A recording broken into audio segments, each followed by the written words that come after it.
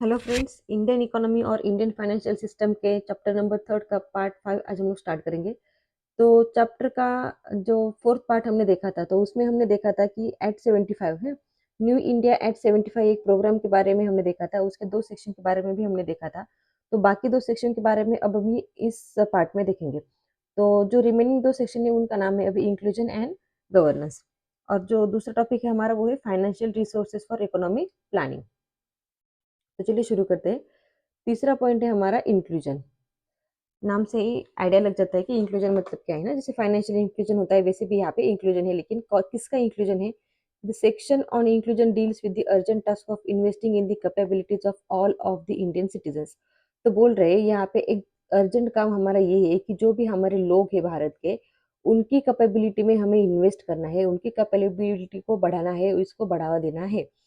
So the three themes in this section revolve around the dimensions of health, education, planning in India and mainstreaming of traditionally marginalized sections of the population.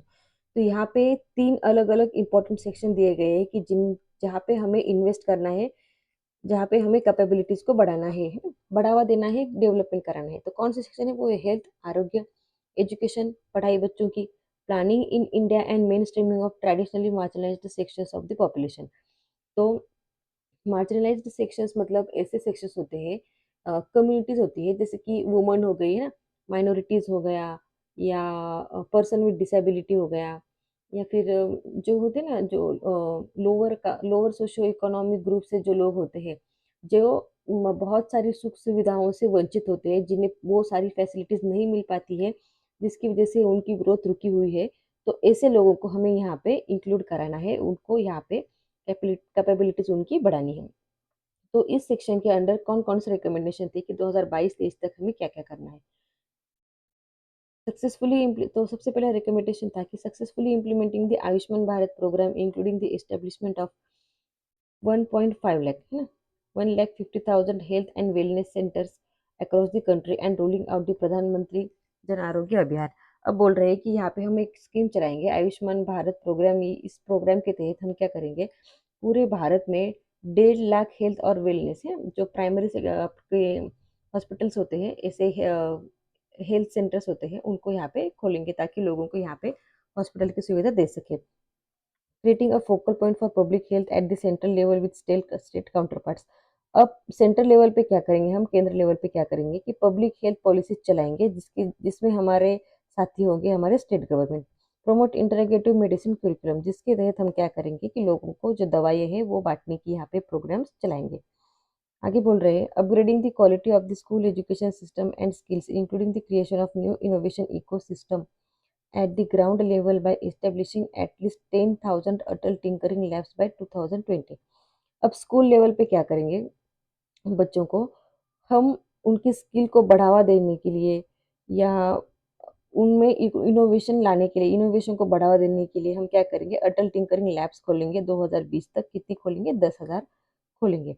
Conceptualising an electronic national education registry for tracking each child's learning outcomes. अब बोल रहे हैं हम ऐसी idea लाएंगे जिसमें हम क्या करेंगे? एक ऐसी रजिस्ट्री खोलेंगे, इलेक्ट्रॉनिक रजिस्ट्री, जिसमें हम जो बच्चे हैं हमारे ना, जो स्कूल के बच्चे हैं, उन्होंने क्या क्या इनोवेशन कर रखा है, क्या क्या उनकी स्किल्स है, इन सबको वहाँ पे स्टोर करेंगे। उस सबको हम यहाँ पे ट्रैक करेंगे। Providing push to affordable housing in urban areas to improve workers' living conditions and ensure equity while providing a strong impetus to economic growth। अब बोल रहे हैं कि जितने भी हमारे मजदूर लोग रहते हैं ना शहरी इलाकों में, यहाँ पे जितने भी मजदूर लोग रहते हैं हमारे शहरी इलाकों में, उनको हम घर देंगे, अफोर्डेबल हाउस देंगे। अफोर्डेबल हाउस हर किसी के पास होना चाहिए, एटलीस्ट बेसिक फैसिलिटी उस घर में हो कि आप अच्छे खासे तीनों ऋतु में वहाँ पे रह सको, उसको बोलते हैं अफोर्डेबल हाउस। तो ऐसे हाउस हमको सभी मजदूर लोगों को देने हैं, ताकि हम क्या करें? एंड इंश्योर इक्विटी है ना, ये ये यहाँ पे इंश्योर कर सके कि किसी के बीच यहाँ पे भेदभाव नहीं है, सब लोगों के पास घर है अच्छा सा। while providing a strong impetus to economic growth.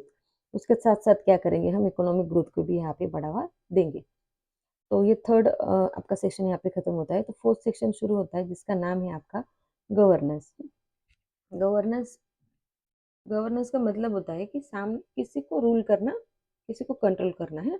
Governance के बिना काम नहीं होगा ना फ्रेंड्स। अगर आप पे कोई आप पे कोई कंट्रोल नहीं करता होगा तो आप अपनी मन की करोगे। अभी हर कोई अपने मन की करने लगेगा तो वो अपने फायदे के बारे में सोचेगा, तो यहाँ पे देश की डेवलपमेंट नहीं होगी। इसलिए इस सेक्शन को यहाँ पे इंपॉर्टेंस दिया गया है। The fourth and final section on governance dwells in depth, है ना, वो बहुत डेप्थ में है गवर्नेंस वैसे तो। as to how the governance structures can be streamlined and processes optimized to achieve better developmental outcomes। तो सिंपल सा मतलब है यहाँ पे कि गवर्नेंस को क्यों लगाया गया है, क्योंकि जो भी आपके डेवलपमेंटल आउटकम्स है, जो भी आपने यहाँ आज तक काम कर रखा है, या जो भी आप लोग काम कर रहे हैं ना, उसको बेटर अचीव करने के लिए, है ना, हर कोई अपनी अपनी जिम्मेदारियों को अच्छे से निभाए, इसलिए यहाँ पे गवर्नेंस को लगाया गया है। Some of the key recommendations in this. अब गवर्नेंस सेक्शन में की रिकमेंडेशन क्या क्या है? Implementing the recommendations of the Second Administrative Reform Commission as a prelude to appointing, sorry, implementing the recommendations of the Second Administrative Reforms Commission as a prelude to appointing a successor for designing reforms in the changing context of emerging technologies and growing complexity of the economy। अब क्या हो रहा है, नई नई technologies आ रही है ना, जैसे हमने देखा कि ऑनलाइन बैंकिंग होता है, फोन पे गूगल पे काफ़ी सारे लोग यूज़ करते हैं। उसके साथ साथ क्या होता है, कॉम्प्लेक्सिटी भी बढ़ती है। नाम ठीक से चेक नहीं करते फ़ोन पे तो किसी दूसरे नाम पे पैसे चले जाते हैं, इससे प्रॉब्लम्स होती है। तो क्या हुआ, टेक्नोलॉजीज भी बढ़ गई, उसके साथ साथ प्रॉब्लम्स भी बढ़ गए। तो ऐसी सिचुएशन में हमें क्या करना है कि जो भी हमारा पहला ये डिजाइनिंग रिफॉर्म्स थे ना, हमें हमारे पहले, उसके लिए हमें सक्सेसर अपॉइंट करना है ना। सक्सेसर मतलब आपकी पोस्टिंग हो जाती है, आपके जगह पे कोई और आ जाता है। तो ऐसे ही डिजाइनिंग रिफॉर्म्स के यहाँ पे सक्सेसर हमें लाना है, तो क्या है ना, एक डिपार्टमेंट हमें बनाना है कि एडमिनिस्ट्रेटिव रिफॉर्म्स कमीशन, ताकि हम नई नई टेक्नोलॉजीज को बढ़ावा दे सके, उसके साथ साथ उसके साथ जो भी प्रॉब्लम्स आते हैं उसको भी हम यहाँ पे टैकल कर सके, हैंडल कर सके। Setting up new autonomous body, the arbitration council of India to grade arbitral institutions and accredit arbitrators to make the arbitration process cost effective, speedy and to preempt the need for court intervention। अब हम लोग क्या करेंगे, एक autonomous body यहाँ पे create करेंगे, set करेंगे। एटोनोमस बॉडी मतलब क्या होता है, ऐसी बॉडी जो सेपरेट होके काम करती है ना, वो खुद के निर्णय खुद लेती है, खुद जल्दी जल्दी अगर कोई इन्वेस्टिगेशन कराना हो तो जल्दी से कराती है, ताकि जो प्रोसेस करने में जो टाइम लगता है ना, जो लेंदी प्रोसेस होता है वो कम हो और आपको जल्दी से रिजल्ट यहाँ पे मिले, आपकी केस जल्दी यहाँ पे क्लोज हो। तो यहाँ पे हम एक आर्बिट्रेशन काउंसिल बनाएंगे जो क्या करेंगे कि जो भी आर्बिट्रेटर्स हमारे ना, जो भी पिटिशन लेके जाते हैं कोर्ट में, उनकी जो भी यहाँ पे केसेस है उनको जल्दी से सॉल्व करेगा, कॉस्ट इफेक्टिवली होगा, स्पीडी होगा, जल्दी होगा, जहाँ पे हमें कोर्ट में जाने की जरूरत नहीं पड़ेगी। इस आर्बिट्रेशन काउंसिल में हमारा काम यहाँ पे हो जाएगा। Addressing the backlog of pending cases, shift part of workload out of regular court system. अब यहाँ पे क्या होगा ना कि हम लोग जल्दी से एड्रेस कर पाएंगे जो भी हमारे पेंडिंग केसेस है, जो भी बैकलॉग केसेस है, उनको हम जल्दी से यहाँ पे रिजॉल्व कर पाएंगे, सॉल्व कर पाएंगे। और जो भी रेगुलर कोर्ट होते हैं हमारे, हमको पता है कि रेगुलर कोर्ट के पास इतने सारे केसेस होती है, तो हर किसी केस को यहाँ पे स्पेशल टाइम देने के लिए उनके पास इतना वक्त नहीं होता है, तो हमारा रिजल्ट जल्दी नहीं मिलता है। तो अगर हम ऐसे आर्बिट्रेशन कोर्ट्स अलग से खोलेंगे तो हमारा जो काम है ना, वो जल्दी होगा और रेगुलर कोर्ट में हमें जाने की जरूरत नहीं पड़ेगी।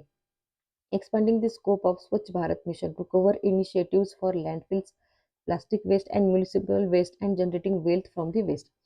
अब बोल रहे हैं कि गवर्नेंस है, गवर्नेंस में हमें ये भी देखना है कि हमें एक मिशन चलाना है, स्वच्छ भारत मिशन, जिसके तहत हम क्या करेंगे कि ऐसे ऐसे इनिशिएटिव्स लेंगे, ऐसे ऐसे प्रोग्राम्स चलाएंगे, जैसे कि लैंडफिल्स खाली आपकी लैंड पड़ी हुई होती है, उन पे कचरा कोई भी जाके डाल देता है, ढेर कचरों के ढेर लगते हैं, वो भी आपका लैंडफिल्स में आ जाएगा। प्लास्टिक वेस्ट, हमको पता है कि प्लास्टिक जल्दी से डाइजेस्ट नहीं होता है, या वो सड़ता नहीं है जल्दी से ना, वो सालों साल वैसे पड़ा रहता है, तो उसका हमें प्रॉपरली यहाँ पे डिस्पोजल कराना है। और फिर आता है म्यूनिसिपल वेस्ट, जो घंटा गाड़ी हमारे घर पे आती है, उन वह वो जो वेस्ट लेके जाती है ना, उसको भी प्रॉपरली हमें डिस्पोज कराना है। And generating the wealth from the waste.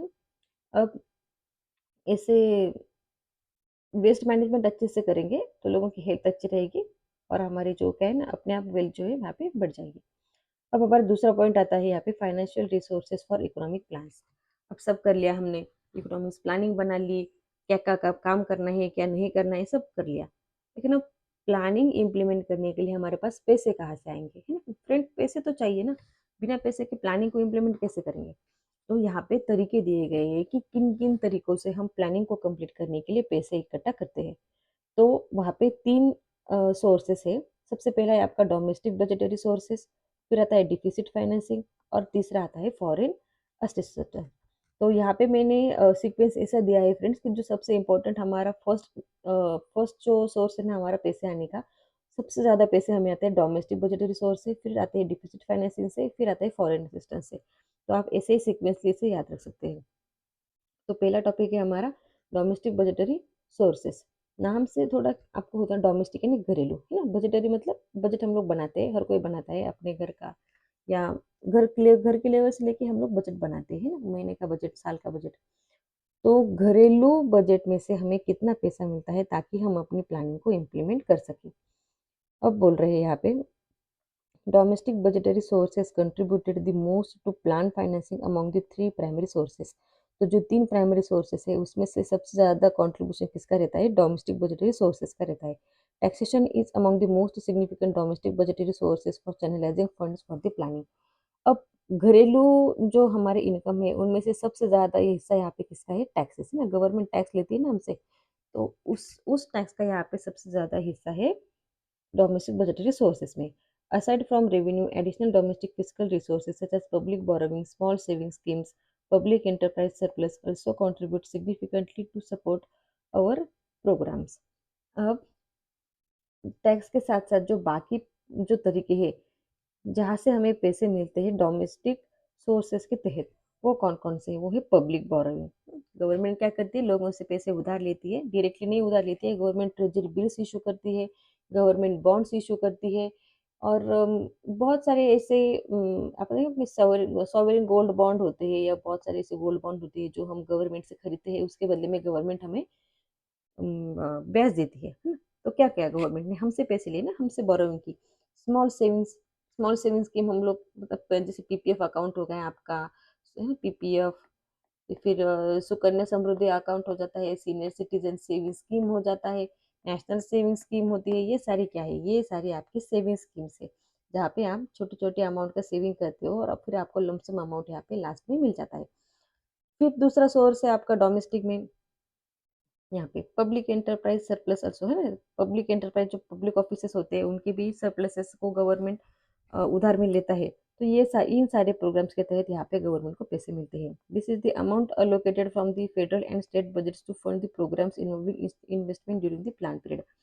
वही सेम लाइन है कि ये क्या है ना, ये पैसे वो होते हैं जो सेंट्रल गवर्नमेंट और स्टेट गवर्नमेंट इकट्ठा करते हैं ताकि उनकी जो इन्वेस्टमेंट है, उनकी जो प्लानिंग है, उसे यहाँ पे इम्प्लीमेंट कर सके। दूसरा हमारा पैसे आने का यहाँ पे तरीका कहाँ से है? वो है डिफिसिट फाइनेंसिंग।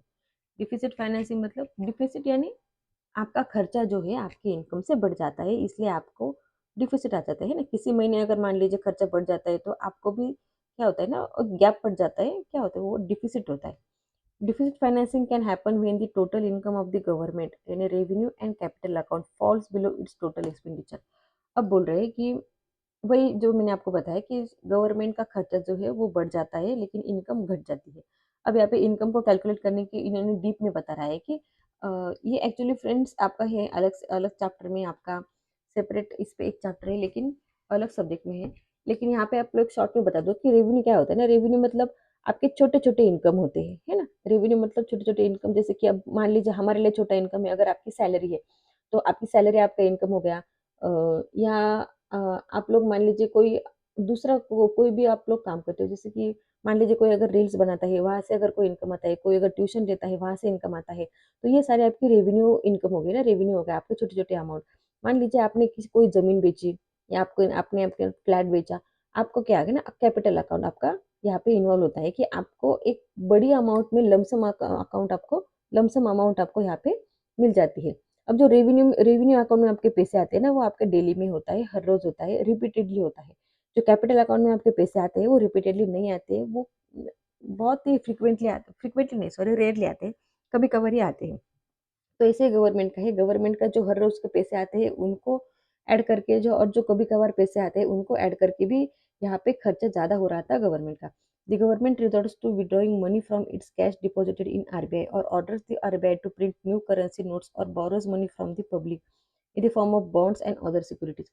अब ऐसी सिचुएशन मान लीजिए डिफिसिट फाइनेंसिंग आ गया, तो गवर्नमेंट क्या करेगी? तो गवर्नमेंट क्या करेगी, हमारी सरकार क्या करेगी कि आरबीआई को, है ना, आरबीआई के पास जितने भी गवर्नमेंट का हमारा पैसा है उसको यूज करेगी, या फिर आरबीआई को ऑर्डर देगी कि आप लोग नए पैसे नए नोट छाप लो, है ना। ये एक्चुअली ऐसा होता नहीं, नई नोट छापने का एक नेगेटिव इम्पैक्ट होता है, वो यहाँ पे हम नहीं देखेंगे इतनी डीप में।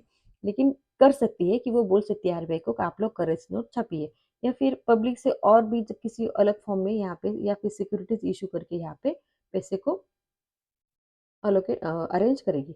The deficit is financed by borrowing loans from the central bank, commercial banks and even state governments through ad hoc treasury bills।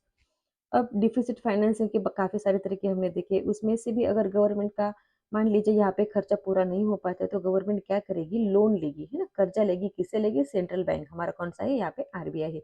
RBI से कर्जा लेगी, या जो भी कमर्शियल बैंक है उनसे कर्जा लेगी, और स्टेट गवर्नमेंट ना, राज्य सरकारों से भी यहाँ पे कर्जा लेगी।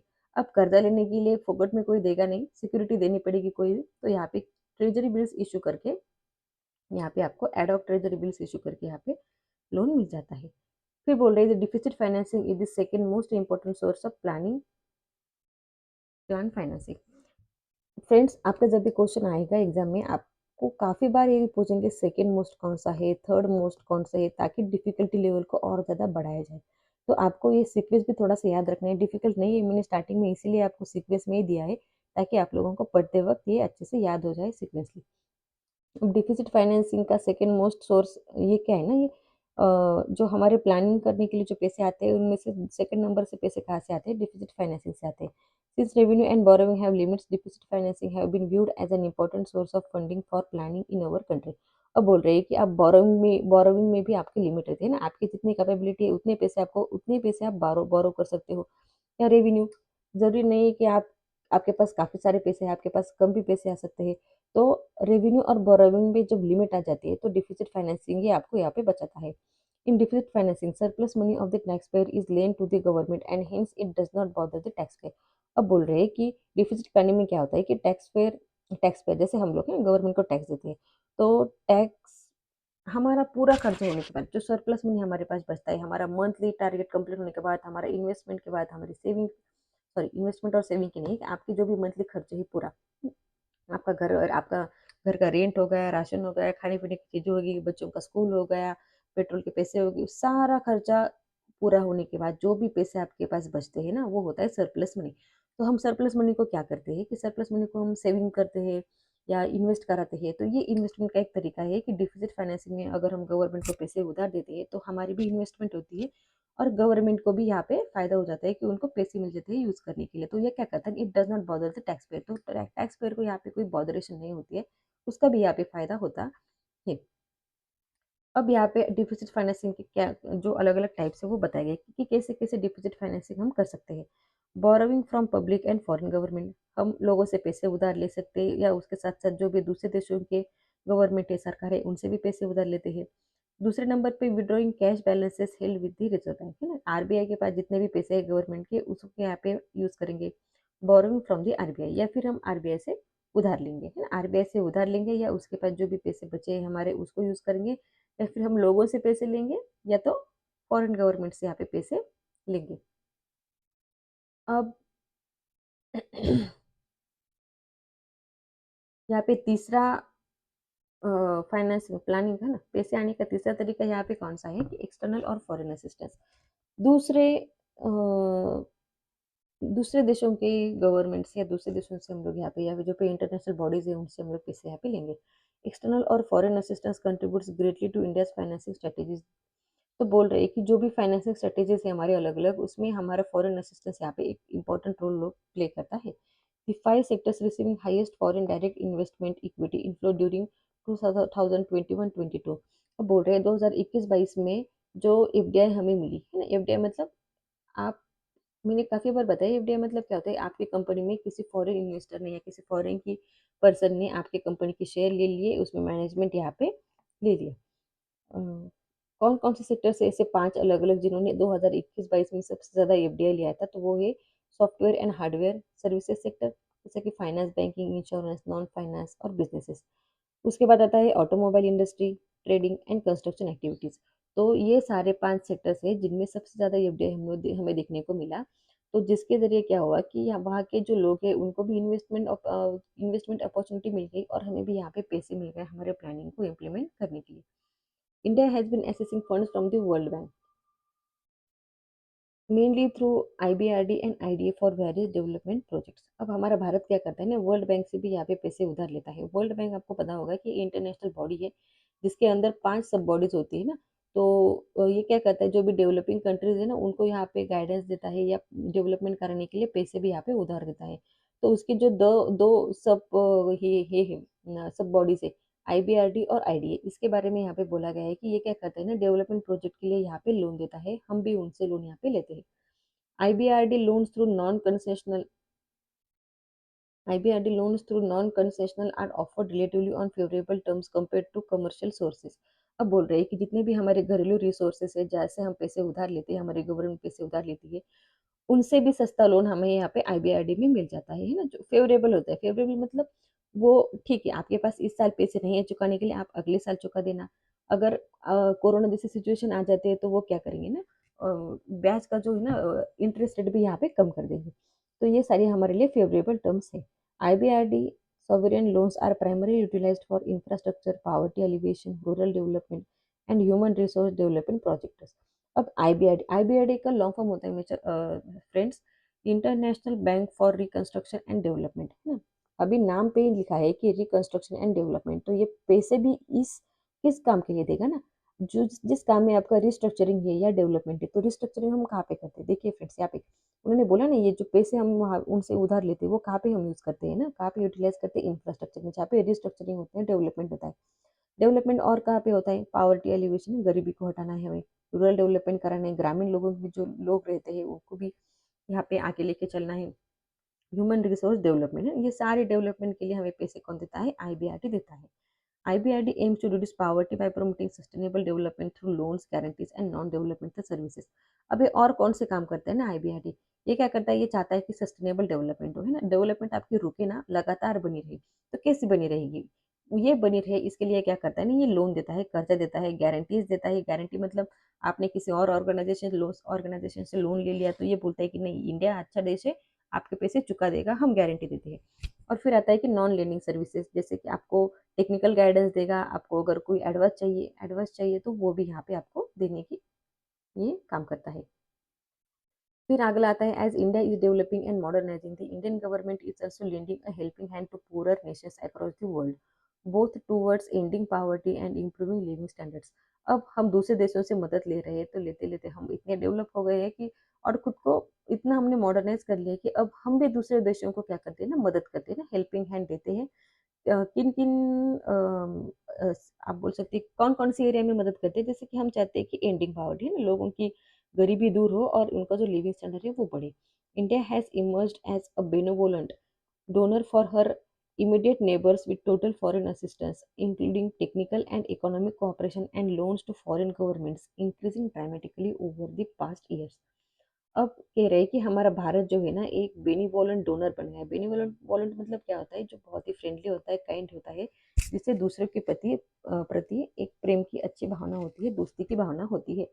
तो जो भी हमारे इमीडिएट नेबर्स है, जो भी हमारे बाउंड्री से लेकर जो पास में हमारी कंट्रीज है, उसके उनको हम फॉरेन असिस्टेंस देते हैं। क्या क्या करते हैं, हम टेक्निकल गाइडेंस देते हैं, इकोनॉमिक कोऑपरेशन देते हैं ना, टेक्निकली अगर कोई हेल्प चाहिए या आर्थिक कोई मदद चाहिए तो हम अपने जो नज़दीक नज़दीक के देश है उनको यहाँ पे देते हैं। तो इसका जो शेयर है वो अभी काफ़ी हद तक यहाँ पे बढ़ गया है। तो चलिए फ्रेंड्स, यहाँ पे आपका ये जो पार्ट 5 है, पूरा चैप्टर ही खत्म हो जाता है, पार्ट 5 नहीं। तो एक बार क्विक रिवाइज कर लेंगे कि इस पार्ट में हमने क्या क्या देखा।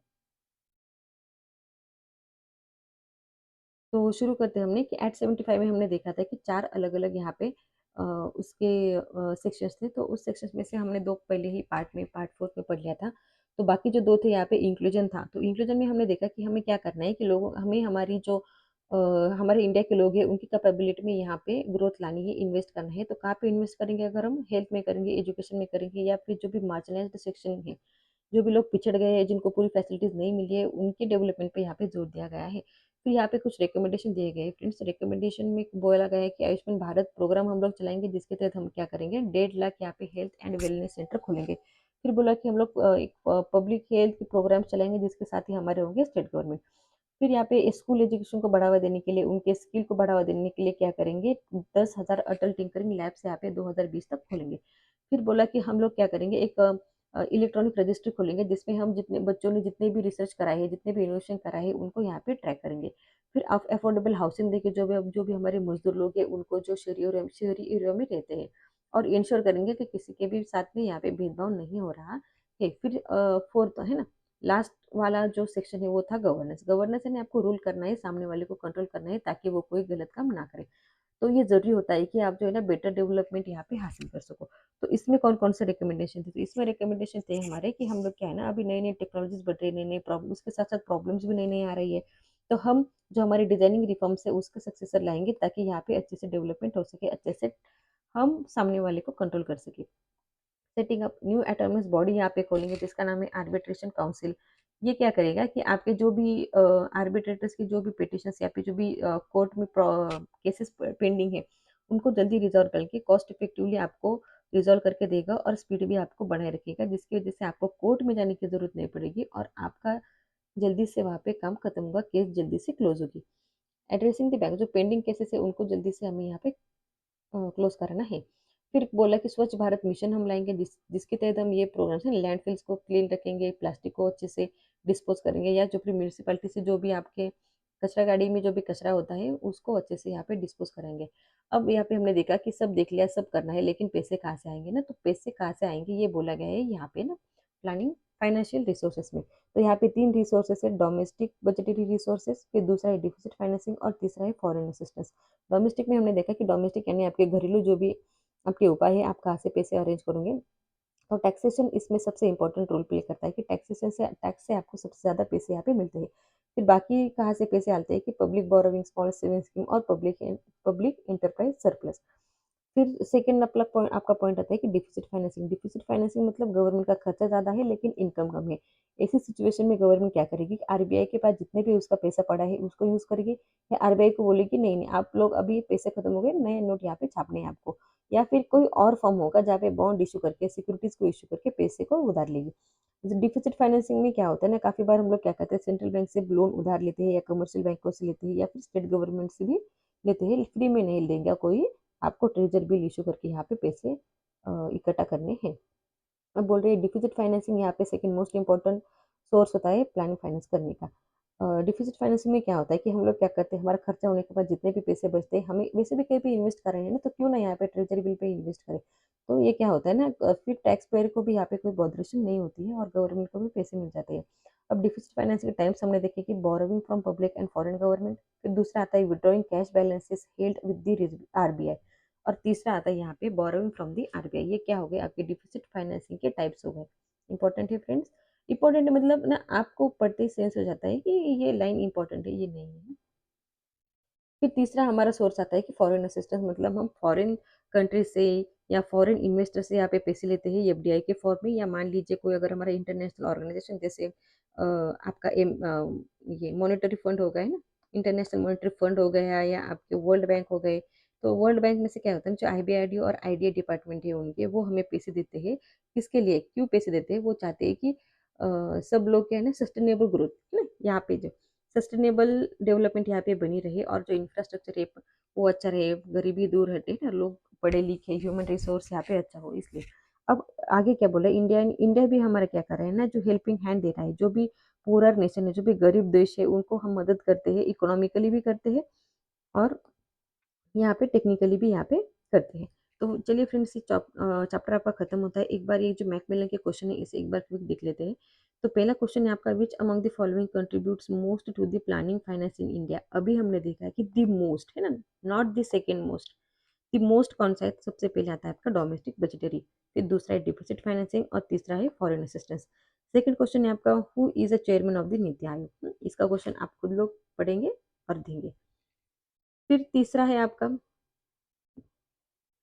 What was the period of the ninth five year plan. तो नाइन्थ फाइव ईयर प्लान का पीरियड यहाँ पे कौन सा था, तो यहाँ पे था 1997 से लेकर 2002 तक। इसके ट्रिक भी मैंने आपको बताई। ट्रिक करते समय आपको क्या करना होगा फ्रेंड्स, यहाँ पे ईयर पहले लिख लेना होगा, उसके बाद यहाँ पे ट्रिक लगानी होगी ताकि आप लोगों को अच्छे से याद हो। फिर फोर्थ आता है आपका गरीबी हटाओ, गरीबी को दूर करना है। Is the motto of which 5 year plan, तो कौन से 5 ईयर प्लान में हमारा ये टारगेट था कि हमें गरीबी हटाओ, है ना, ये स्लोगन हमने बनाया था, तो वो है आपका डी, है ना, 6 5 ईयर प्लान में हमने यहाँ पे ये बनाया था। तो चलिए फ्रेंड्स, यहाँ पे आपका चैप्टर खत्म होता है। Thank you friends.